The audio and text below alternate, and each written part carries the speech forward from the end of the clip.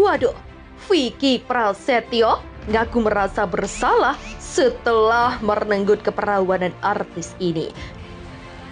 Kalau Anda masih punya kesempatan bernyawa dan belum sampai nyawa itu ke kerongkongan, maka tobat itu sangat terbuka bagi Anda.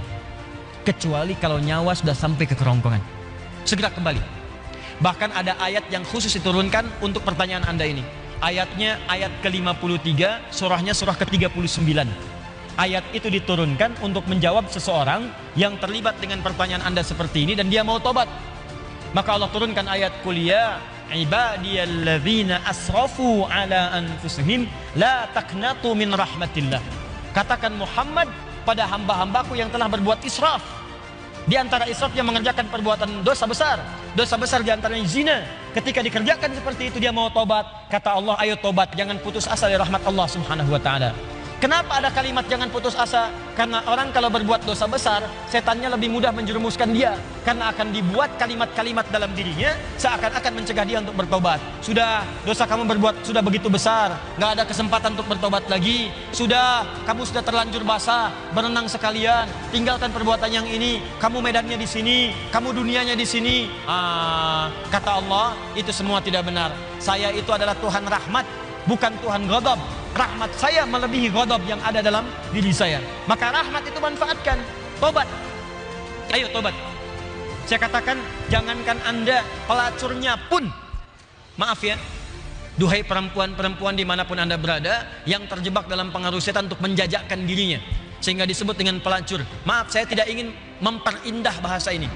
Saya tegaskan pada Anda ya, kalau maksiat itu istilahnya jangan dibikin sopan. Kalau dibikin sopan nanti bangga tampilannya. Maaf, koruptor maling. Ketika dibuat koruptor, dipakein jaket kuning, cuma pakai jaket, masya Allah, enak banget senyum-senyum bawa tas. Kontingen koruptor Indonesia bawa tas, senyum, foto-foto, bilang maling. Samakan dengan ayam. Kenapa orang pencuri ayam disebut maling? Pencuri uang ratusan miliar triliun disebut dengan koruptor. Walaupun mungkin maknanya berbeda, tapi kalimatnya diperindah.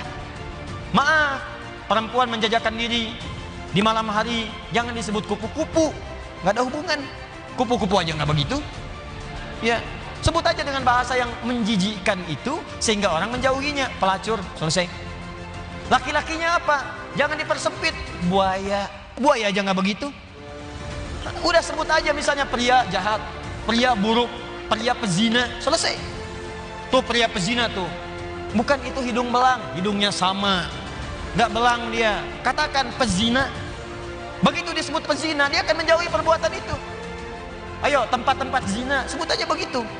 Ya jangan disebut dengan kalimat-kalimat yang indah. Begitu disebut dengan kalimat yang indah, seakan-akan perbuatan itu menjadi baik. Teruskan. Pernah dengar tentang hadis ini? Seorang pelacur memberikan air, minuman kepada seekor anjing. Ketika diberikan itu tiba-tiba keluar firman-Nya dengan segala keikhlasannya dia masuk ke dalam surga. Pernah dengar hadis itu? Jangan salah baca. Kalau salah baca nanti, jadi pelacur aja bisa masuk surga. Cukup cari anjing aja, anjing kasih minum surga. Kalau seperti itu enak banget. Bukan, cara bacanya adalah ketika dia memberi minuman itu, dia sadar dengan dirinya. Ini anjing aja hewan najis, disebut najis, keadaannya terhina, diberikan minuman, tiba-tiba dia bisa berubah beraktivitas dengan cara yang baik. Saya manusia, bukan hewan. Walaupun saya melakukan perbuatan hina, kenapa saya tidak berubah seperti anjing ini punya energi? Dalam bahasa syariat, wahyu itu disebut dengan tuntunan air.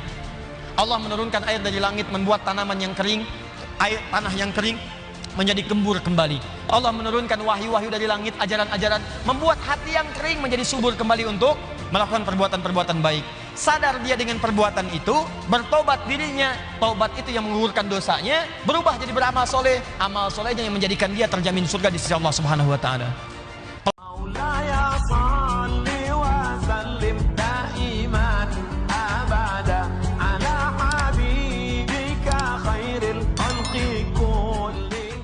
Dia orangnya.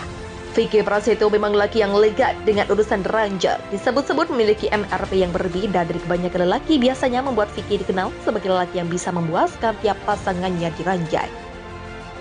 Selain itu, Vicky Prasetyo pun selalu dikaitkan dengan yang namanya kontroversi, mulai dari sering kawin cerai hingga netizen meminta agar Vicky Prasetyo di blacklist KUA dan tidak menikah lagi. Sekarang terkuat jika Vicky Prasetyo pun tanpa tahu malu menuturkan jika dirinya telah merenggut keperawanan seorang artis yang tidak disebutkan namanya. Hal itu terkuat dalam sebuah acara. Pernah seorang artis ya? Ujar Vicky Prasetyo saat ditanya pengalaman merenggut keperawanan dikutip Genpi.co dalam tayangan berjudul Cuma di Sini Vicky, Selasa 7 September. Tahu yang dilakukannya salah, Vicky Prasetyo pun mengaku merasa bersalah karena telah berbuat yang tidak baik dengan merenggut keperawanan seorang artis yang tidak disebutkan namanya itu.